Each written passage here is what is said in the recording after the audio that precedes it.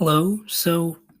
Not very long ago, the primary focus of terrorism related coverage was about nefarious people brainwashed online and to supporting a conspiracy to provide material support to people like al-Qaeda or the Islamic State, possibly even including traveling or attempted traveling to places like Syria to join its fighters there, or maybe scheming to carry out attacks in America or Europe or something like that. And sure enough, we'd occasionally hear about like white nationalists, but it wasn't the dominant thing that was happening in terms of coverage. However, we now have some very fresh reminders that there are other terrorists among us, don't we? Not all of the world's terrorists belong to Al Qaeda or appeared in Islamic State propaganda videos or what have you. To put it cutely, some terrorists might be named Bubba rather than Abdullah. They might belong to Yal Qaeda or Yal Qaeda. Other terms I've seen are vanilla ISIS, or how about Yeehawdists? Like, yeehaw! Of course, they might call themselves Christian nationalists these days, or maybe the MAGA movement. Joe Biden finally worked up enough nerve to associate them with fascism, though he merely called them semi-fascists. But at least he mentioned it. And we all know that many of these people have in mind sort of a theocratic state, right? That's what Christian nationalism would logically entail. They have put many of their ideas pretty much right out in the open. And, obviously there's some white nationalist contingent to it. Proverbially, masks have fallen, hoods have been put on, and those dog whistles sounding during the original nascent Tea Party movement days have been replaced by loudmouth doofuses with bullhorns, basically. And people like Tucker Carlson have literally promoted the Great Replacement theory on Fox News and other blatantly white nationalist talking points. Prominent Republicans are associated with the white nationalist and the openly fascistic Nick Fuentes. They even spoke at, one of his conferences.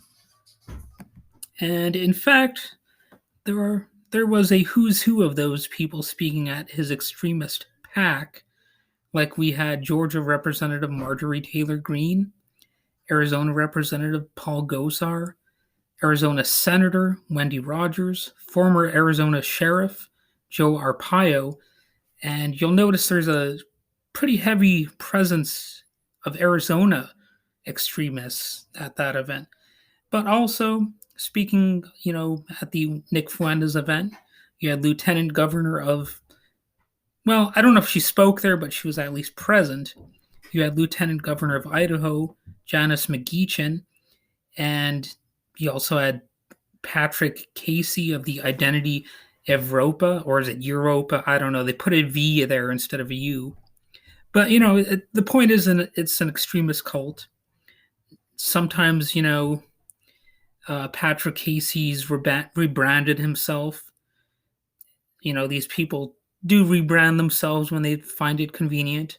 So he calls himself part of the American Identity Movement as the current tactic to replace the word white, because they know that they have a harder time selling white nationalist talking points, so they replace white with American a lot of the time, because they're savvy on marketing and know they must lie their way further into power by occasionally downplaying their actual views, making the less palatable aspects, seem more palatable and basically masking what they really are. So also associated with Nick Fuentes is Michelle Malkin, who was obviously on Fox News for a while, and she has close ties to white supremacists like Jared Taylor, and she perversely wrote an entire book rationalizing the internment of Japanese Americans, during World War II. So, yeah, I think most people, like, even if they did like that happening, they probably wouldn't write an entire book about it. So that shows her commitment to horrible ideas right there. And, some of this is going on with or without Nick Fuentes' help, helping us fear one type of terrorism, Islamic terrorism, while never applying the same kinds of standards toward terrorist threats that involved white Christian Americans. We're all supposed to be more afraid of the Islamic variety. And, for example, we have the Trump supporting journalist Asra Q. Nomani, a former Wall Street Journal reporter who once stated that profiling on the basis of religion, race, and ethnicity regarding Muslims is a necessary part of keeping our skies safe. That's an actual quote. And sure enough, some people have that view and they have those fears. But the problem is, we already know that white nationalist extremists are capable of, you know, doing things that are equally as terrible. We, in fact, fought a world war partly over that, right? Again, World War II. Uh, we saw what the white nationalist, white supremacist ideology was capable of, and, it's sometimes called the Holocaust. And in a major sense, the Civil War was also about, these similar ideas, wasn't it? It was about actually enslaving human beings. So, yeah, that's all factual. You can try to correct me on that, but I don't think you'll get very far. So maybe to help some people out there understand, maybe we should encourage them to look at some far-right Christians as if they are potential jihad fighters already inside the country. To me, it seems a bit fundamentally unfair to be able to profile one group but not another. So obviously, anarchists and communists have been profiled similarly in the past as well, and non white people are notoriously profiled even if they are totally innocent. And of course, you have an increasingly common knowledge fact that Martin Luther King was actually profiled and tracked by the FBI. And apparently, I've heard also that Aretha Franklin was even being tracked. And they couldn't find anything on her after all that time. It was apparently like a sustained decades long campaign, and they couldn't really find anything. So think about that when they talk about, fiscal conservatism, because that sounds like a waste of money to me. Well, anyway, you also have Mayor Stop and Frisk Bloomberg, Mike Bloomberg from New York, who thought profiling was a good idea. And you also have some dramatic, deaths and stuff like that with cops choking and shooting people, or, that kind of thing, just because they have a suspect. Or it might be simply because the person was looking or acting slightly different. And, to be fair, not all police violence or killings are against black people or other minorities. But it's undeniable that much of it is, just as it's undeniable that white nationalists have had some success within police departments themselves. For example, you can look into the LAPD. They've had plenty of gangs infiltrating their department over there. And of course, the LAPD is not exactly the the most smiled upon police department in existence. And to be fair, the mainstream media is paying more attention to white nationalist violence than it often has in the past few decades. So I think there is some success in treating it as seriously as they would treat ISIS or some group like that. But I think it still needs to hit people differently and to be talked about differently than it sometimes is even right now. Um, it's hard to say, what it will take for people to finally, regard this problem as being as serious as it truly is.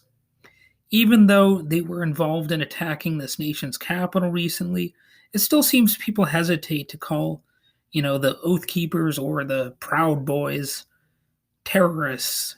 Even though, I mean, if you look at anybody if they had done that kind of thing, they would be, in some serious trouble. They would be called terrorists. If it was like, oh, I don't know, obviously Muslims would be branded terrorists, but even if it was, like a Mexican American or some Iranian group, you know what I mean? It's just sort of obvious, isn't it? And there's a lot about them framing these issues over the years that's kind of created lackluster impact.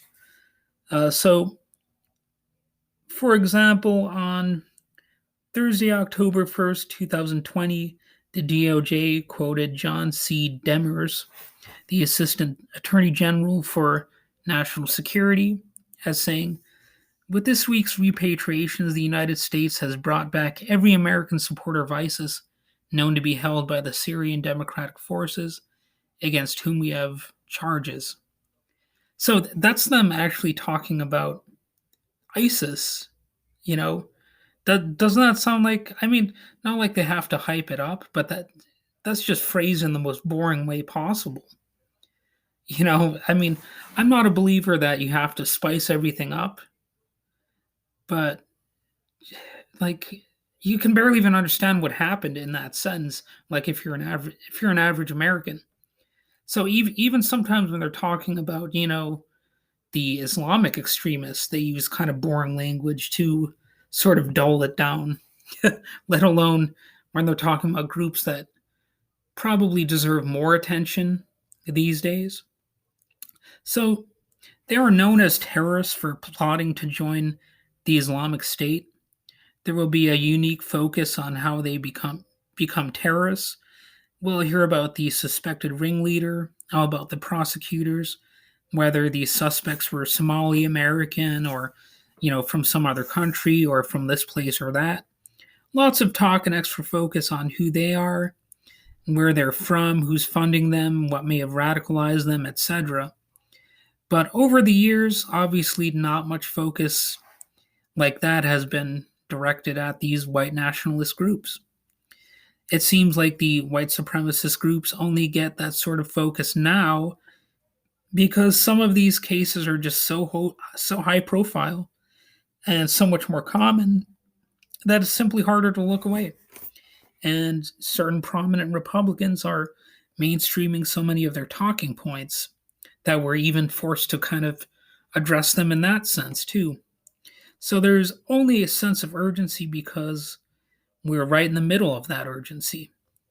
Still, I think because some people are mostly looking away for so long, it's hard to know how much longer our elections and people's lives and institutions overall will be free from interference by these previously fringe groups that have actually become more mainstream. There's actually danger that more of these people could actually win some elections. And obviously, based on those associated with Nick Fuentes, that has actually been true in some cases. So, on this podcast, possibly next week, I'm going to be having an interview / conversation with a man associated with the organization Life After Hate. So feel free to stay tuned for that. I'm arranging this for next Thursday for the actual interview to take place. I'm not sure if I will actually upload it then. It might be the next day or the day after or something like that because I do have other plans on Thursday as well. But, hopefully it'll happen. I've interviewed a former extremist on this podcast before named Scott Ernest. And I think that episode was pretty good. And you can check it out if you just scroll down and look for it on this, wherever you're listening to this podcast right now. If you're listening to this episode, you'll probably be able to find the interview with Scott Ernest. And yeah, so hopefully I gave you some food for thought here. And well, have a good day.